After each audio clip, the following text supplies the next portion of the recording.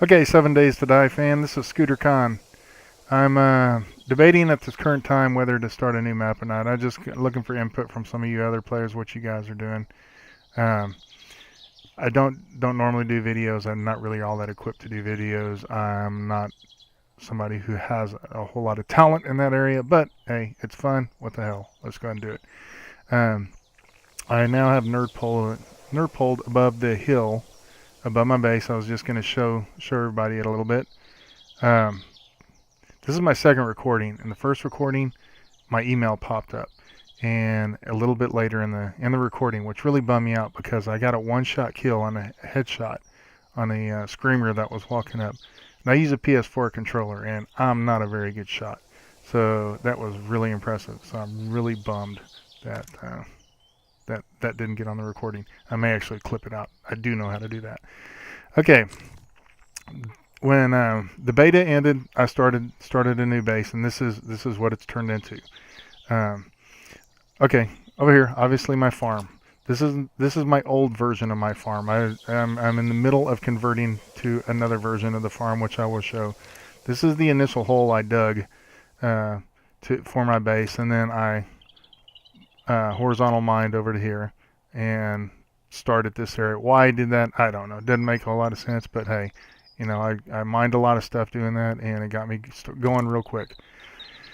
Okay, this was the primary base. This base is 4 areas on the corners, which are how many blocks? 1, 2, 3, 4, 5, 6, 7, 8. 8 blocks by 8 blocks, and the reason for this is it acts as somewhat of a choke point. It gets them all in. On my other bases, I did the corners, had the corners with spikes on them too. I didn't like that because it seems like all the zombies go across your corners. So you can't reach the corners. They're the hardest ones to reach for repairing. So I wanted to go ahead and fill in the corners with something else. This also gives me all these little platforms up here for shooting. Hell, I could do farms. I could do whatever I want up there. All of them got an access into the inside. This is the only one there's actually inside, and I will show you what's in there. Once I got this area mainly built, I decided I wanted to make a specific battling location. See if that screamer has kind of come back. I wanted to make this area a specific battling area. Okay, so what I did is I built me this small room in there, and you can see I do got spinners around there or blades around there. I don't use a lot of the electric stuff. I don't like maintenance. I don't like having to take care of a lot of stuff. Spikes do perfectly fine for all that kind of stuff. The blades work great where I got them, and I only turn them on at certain points to get the big irradiated ones or the cops. I am at a player level 200 and game stage 800 something. I'm at warrior difficulty. I am doing 120-minute days right now. I also like one thing I love about this game is you can switch the controls to whatever days you want, and you can switch all that around. I like building, so I like 120 days. I do wish you could do the 120 days and then switch your horde nights to every 3 nights. And you may say, well, that basically mathematically lands up being the same. Yeah, it mathematically lands up being the same, but the difference is you got longer days to do your work. You can, it just, even though at the end of a certain amount of time, it all washes out to be the same, you have longer periods. You don't have to mine for just a certain amount of time, chop trees for a certain amount of time, et cetera, et cetera, et cetera. You got more time. Okay, but anyway, back to this. Okay, my main base connects to my kill section here, and we will go up to that. This section here is a little channel that I intended to create a small town over here, eventually kind of a decorative thing. And then I could go, to my main base for fighting the zombies on Horde Night. Currently what I do is at about 21:30, 21:45, whatever, on Horde Night, I'll stand around in here, put my back to this area. I don't know if that works, but everybody says, that's the way to do it. And then once 2200 comes, I'll run, jump, get into my thing, and I'll show you how all that works. Let's go ahead and nerd pole down.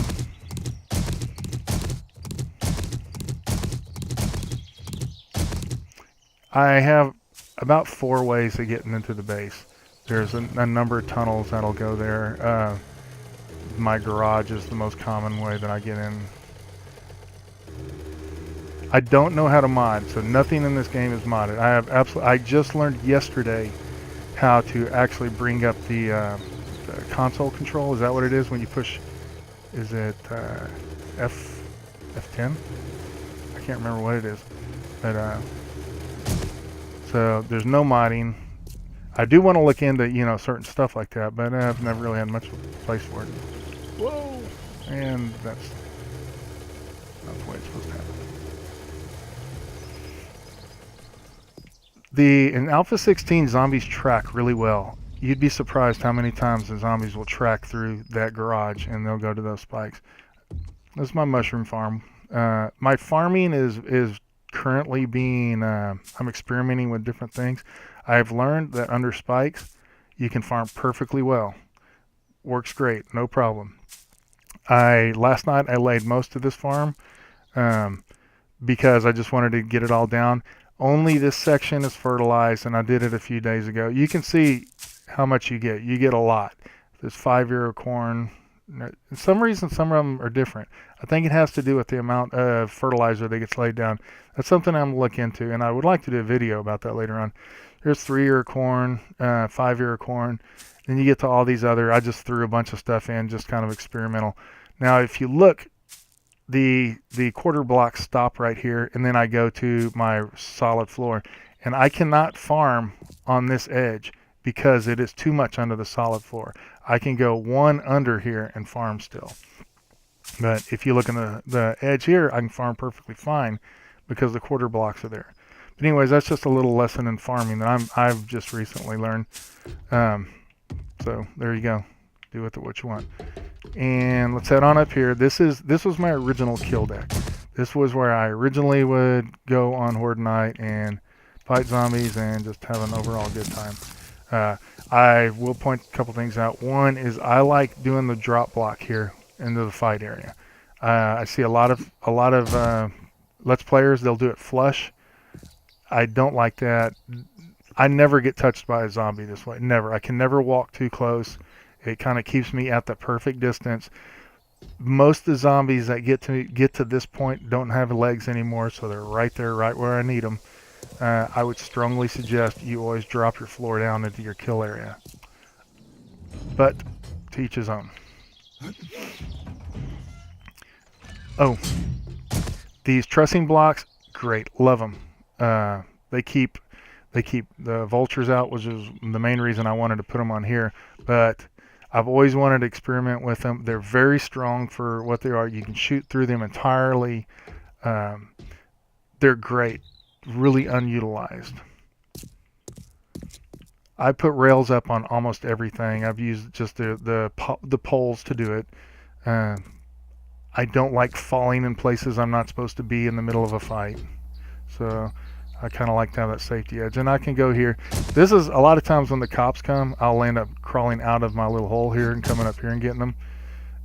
Or hitting the blades once they get close enough. But this area may look really easy to fight them off because there's so many spikes, and it is to extent. But it's very confined, and if you know from fighting a lot of cops, and when you're at stage 200, you fight a lot of cops, and you can't stand in one little area. You have to move around. Okay, under here. Oh, let's shut that for now. Under here. Okay, this is where I do like 90% of my fighting. I'll sit in here and I'll melee, and I like using flaming arrows, by the way. I'll shoot the cops or the irradiated ones or any of the tougher ones on the edges with the flaming arrow. By the time they get to me, they're a little bit weaker. So just a little preference of mine. This right here, blade traps. I don't use these very often. I only use them when the cops are right there. I don't like wasting them. I don't like keeping them on the whole time. For one, most of the zombies you get to me don't have legs anyways. But the irradiated ones, the big whites, no, there it is. I lost a blade. building a little area like this, you can do this reinforced stuff. You can do all kinds of things. You can make it stronger. Again, my fighting area is lower than the surrounding area, which gives me a good chance, good protection. I go through my Horde Knights, and I may get hit once. And that's just because I'm being kind of silly. And I'll get hit by a cop spit every now and then.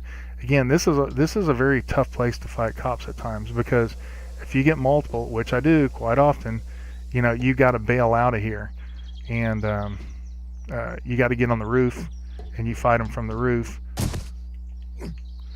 I'll just pop them a few times from here, and then once they get close enough, I'll turn on the blade traps. To change things up, I also added a secondary, and I haven't gotten to do too much with it. This this area here is just the opposite side of that one. This is a very good area, actually. This is ultimately probably a better area all around, just if I put the blade traps on. But in a way, I just like the confined area. I can defend it a little bit better. But I have, every now and then, I'll move over to here just to move them across the spikes and make them move around some. It's a good area for cops because you can get behind these pillars and they can't get you. Usually the cops will go back and forth. I've thought about putting maybe like either the blades, or even just put spikes on these little walls to tear the cops up when they're walking by them. So what happens is I'll move down this way and they'll come down this way, and then I'll move the other way and they'll come the other way. Anyways, this is kind of an area work in process. I eventually am going to make a hatch going up to the top of the wall above me, but that is if I keep this map. I want to point a couple things out about underneath the spikes. Most of the Let's Players I see play, they put like 5 or 6 layers of blocks from the ground level to the spikes. I never understood that. It's just harder to maintain. It's harder to clean the gore blocks up. I go 2 to 3. I go as close as I can. In this area around the actual fighting area, I've even shortened it up. Because I want to move faster through here. I want to be more accurate. It's hard when you get a bunch of zombies going through to hit the exact gore blocks. I clean up as combat's going along, man. I carry a nail gun with me. I carry all the cleaning supplies. I repair things. I'm very anal about that stuff, because I don't like. Usually after a good Horde night, it takes me just a couple hours to clean it all up, and I'm on my way doing my other stuff. Okay, I'm gonna go over the garden just a little bit. I would have liked to do a little bit of extra video one time on gardening, because when I was learning how, there was so little on it. I think the amount of fertilizer has to do with how the stuff grows. Like there's 3 years, there's 5 years, I think. So the amount of fertilizer you use is important. Also, if you're going to build under spikes like this, you have to build 1, 2, 3. I'm at 3.5, I guess, for the corn to grow, where this other stuff can grow shallower. I found that out the hard way last night when I was planting them. I couldn't get the corn to go down anywhere. So what I did is I dug along here and I threw a couple down just to see if that was the issue. And that's it. I needed to dig one deeper. So none of this area is fertilized. None of this area over here is fertilized. Only half of this area is fertilized. So before I do fertilize, I'm going to actually dig down deeper for the corn areas and do that. In these areas, the mushrooms are easy. You can put them anywhere there's no sun. And they grow perfectly fine there. One thing about my builds is they are from top to bottom. And I'll use these 50s in certain areas that I need to use through. And this is kind of old school. Going back, you fight the zombies through them. But now that everybody's using the pole action and it makes perfect sense, I still use the 50s to transfer weight down in areas where I want to see. The whole reason I have this is obviously if they ever break through, I can shut these doors and I can fight them from here. Now, I don't really use this area for fighting much anymore with my new area, but you never know. You can change things up and go to it. My walls go all the way down to bedrock. I'm very, very vanilla about using cement for everything, and I love the fact that they got paint now. there's my bedroom, which I don't do anything fancy like that often. So, this is my area where I have, one of the first things I did in this game is I went to bedrock from that area down there, and I came into this area, dug this area out, and I started setting stuff down. So this has been here since day one. I haven't moved it around. My land claim block is right up there. We've just added, I've got a gun station. I've got I'm working on shell constantly, which is always full. Got another thing here with not doing anything. I've got so much supplies that it's insane. Once you get to this point, it's nothing but collecting. I'm running out of materials. And if you're wondering, well, you know, I'm not using a lot of lights and electricity and things like that because I don't have the parts. No, I got the parts. I got plenty of parts. I got all the parts you can possibly need. I could deck this place out in electric stuff, but I just don't really see much of a need to. So, okay, this area right here, this is kind of one of these areas where I'm gonna open it up. I was thinking about putting some kind of water decorative here, maybe like a pool or something like that. But you know, with me, it's always about the important stuff. So I kind of did a little bit and left it be. I'll get back to it eventually. Okay, I'm gonna go a little bit over mining before I get into here. There's three types of mining that I recognize, and I'm sure everybody does. You got your surface mining, which is going around just cracking boulders, getting your stuff out of that. You got your vertical mining, which is going from top to bottom. Generally, you'll find like a gravel with iron or whatever in it, and you say, oh cool, I got gravel with iron, so I'm going to dig here. So you go to bedrock from there, and then you up that vein. You're hitting different spots on that vertical plane, going around. And that's kind of the way you do it, or I did it when I'm setting up the base, because I set up my base and I dig up and down and I just mine all kinds of stuff. The only problem is it limits you to what you can get. You can only get what's in that area. If you do what's called horizontal mining to me is going down to bedrock and just shooting off a direction and going. What happens is you run into all kinds of other stuff. Along this horizontal mine, I got nitrate, I got shale, I got coal, I got all kinds of stuff. It's everything I need is down this mine. Here.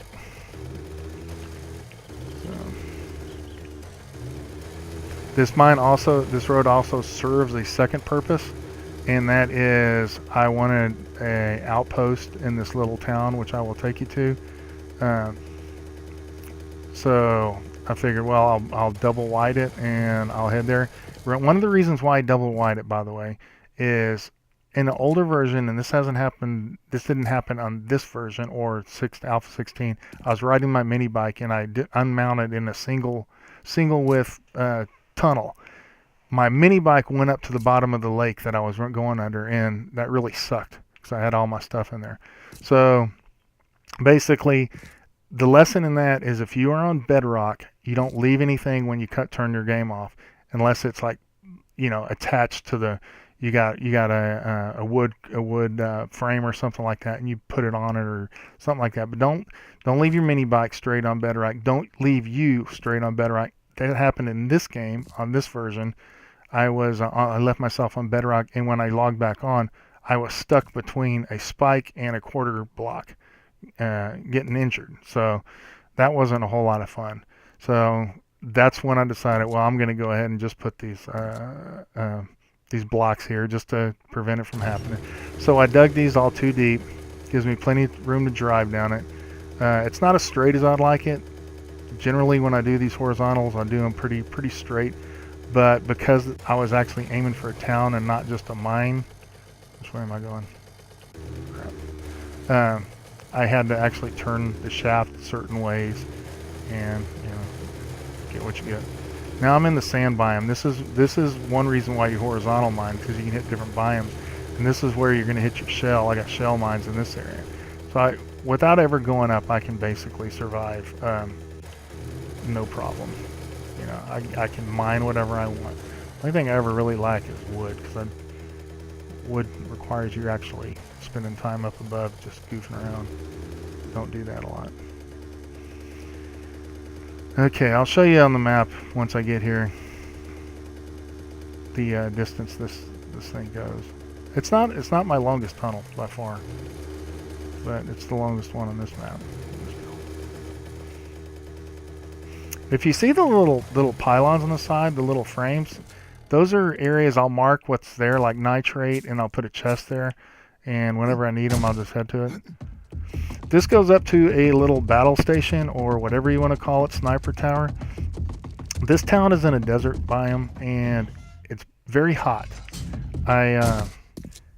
Every time I go into it, I try to get into this stupid place, and I start to overheat and slow down, and I'm always run into like a group of irradiated cops and all this other stuff.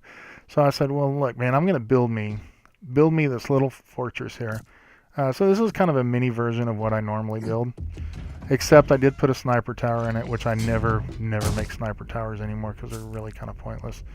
To get in and out, if I'm on the ground here, I got like a double hatch system where I just keep them open if I'm down there. And the reason I got 2 hatches versus 1 is this isn't a clear biome, and when you're at the level player level 200, you run into nasty herds of stuff. I've seen herds of bears, literally multiple bears running with dogs out here. I want a way to get up if I need to get up, and I want to make sure I can hit that ladder. And I've played this game enough to know the ladder you're going to miss is the ladder you're always going to need to hit. So, okay, this is this area, and I'm sure all of you have been through this. I actually have not been through this POI, other than this one. And every time I go in here, I overheat, and I get chased around by cops. And last time I went in, I got chased by irradiated whites. So I decided, screw it, I'm going to build this little thing. And I think what I'm going to do is do a game save the game, come back in, start it up, just see what happens if I just take rocket launchers and exploding arrows and blow this whole town up. I wonder if any zombies will actually spawn while I'm doing that, because the whole time I built this, I have not seen a single zombie in there. I've seen them on the outsides, which is actually kind of cool because I can snipe them. But I haven't seen any lately, so I wonder once you start building the actual building, do they leave? This kind of irritates me because this was like my very first little area, you know, and every time I'd go up there, there would be zombies. When I go check back in, now I can never see any in there. So anyways, that just goes to the roof. There's not really any reason to go up there. And so that's what this is. And I should be able to get down this. Alrighty. Don't know why I close hatches all the time. Just a habit. Broke my leg many times along there. I'm going to head back down. There are a couple things that actually I don't think I need to head down there. I just want to go over real quick. There are some things that I've discovered with this game that I really don't hear the Let's Players say that much. Food. Always get food. Always get off your bike and get the deer. Always get it. That leaves you more chance to build when you're later on. You got plenty of your food. You got all that stuff. Learn to make the little things, and that's something I'm learning to do. Make the antibiotics, make the glue, make all that other stuff, because you can become totally self-sufficient doing that, to where you don't really have to do. You can pick your battles. You can go hit the buildings you want to hit, and that's all you need to hit. You don't need to hit any more things to survive. One of the least utilized things in this game is the sandwiches. People are going to think, what are you talking about? Those nasty sandwiches. For the first few times, I would throw those things away. And then I realized that every time I got infected by a vulture or by being hit by a zombie, I could fill up on sandwiches. I could eat my fill of sandwiches. I could fill myself up. And when I took the medicine, it would heal it. So you're getting double use out of that medicine. So save your sandwiches, and whenever you're hit, whenever you're infected, eat sandwiches to fill up. And that sandwich will last, or that medicine will last a while. Before that medicine ends, eat again. You'll save a lot of food doing that. This is a game. It doesn't really matter if you're eating nasty sandwiches. I do it all the time in this game, and I have no problem with food. You get to this stage, you can also build the antibiotics anyways, so food is basically given to you in this game. And once you get to this level, it really shouldn't be a problem anyways, but if you play it smart, it's definitely not a problem. That's all I'm going to go over right now. I'm here for lunch and I've got to get back to work. But thanks for watching. Leave a comment. May do some more of these, may not, don't know. Generally just watch them.